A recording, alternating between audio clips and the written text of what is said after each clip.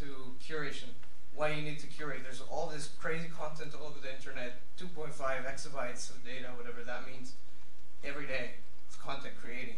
Who is going to make sense of this? There is a differentiation in curation. Well, first of all, I guess curation means not just, it's like a museum, right? They're experts in art. They organize art. But more than organizing it, they're documenting it, they're highlighting it, they're providing insight into what's the most important or most essential, or differentiating the different pieces of art. In the same way, you can do this with things related to your brand or spaces that your brand wants to be in. And there's a differentiation in curation. That's why Etsy is a popular website.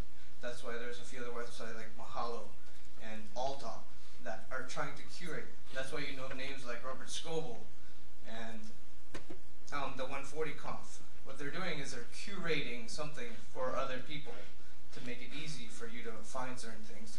And it is my personal belief that you will soon have people expecting you to curate the best content about your brand.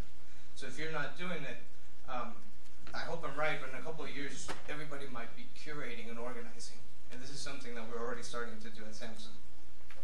Here's a quote by Steven Rosenbaum, where he's basically saying brands have the capability of doing this, and they should be doing this.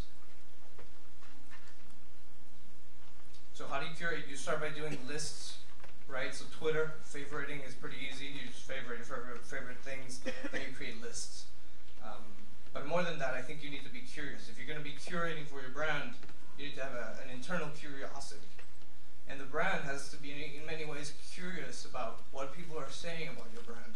It's not just about finding stuff and putting it in a PowerPoint, but really trying to know and getting deep into why things are being said. And there's a lot of tools out there. Storify. Yesterday I created a Storify about South by Southwest, and while I was M2C, and while I was here sitting, I was just, clicking away, and easily enough, it creates a story with various tweets that you were tweeting out. It's not my favorite tool, and many of these tools mentioned here are not my favorite, but we're starting to see a trend to see these startups care about curation and organizing things, making sense of them, adding a couple of notes and a point of view. That's much more interesting than perhaps a long blog post where I would have talked about what everybody said. It's easier to simply quote you and add a comment here. This is incredibly important.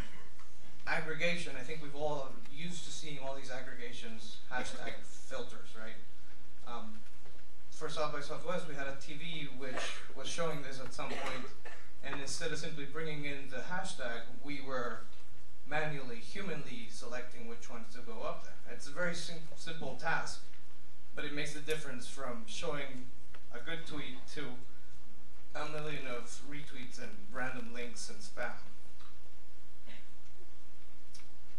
When we went to South by Southwest, which I've mentioned a couple of times, I'm sorry, a lot of my content is really recent from like a couple of weeks ago. These are the designs we created, and these was, each one of these became a slide in this gigantic media wall that we have. I say gigantic because nothing like this had been done at South by Southwest, so it was the first time we've done anything like this. And instead of simply saying we want to go to South by Southwest and sponsor, we said we want to bring some of the best of South by Southwest out. And this was our attempt to do that.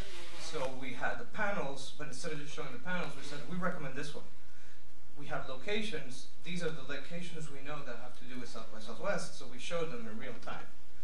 We humanly selected every single one of hundreds, maybe thousands of tweets through 5 days, manually selected them. Manually selected a bunch of photos coming from Flickr, Plixie, QuickPick, all of those websites.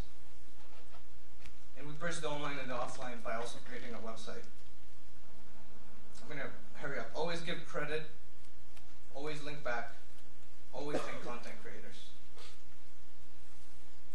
And involve your audience. Instead of asking them for content to say upload your video, your photo, ask them for the link to where they have their photo and their video, because then you're attributing and giving credit.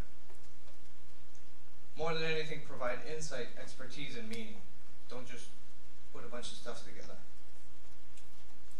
And enable offline experiences. I would love to tell you more about this, but at South by Southwest, we had a Samsung Blogger Lounge, and we had a lot of really meaningful experiences in that room, which in many ways were a form of curation.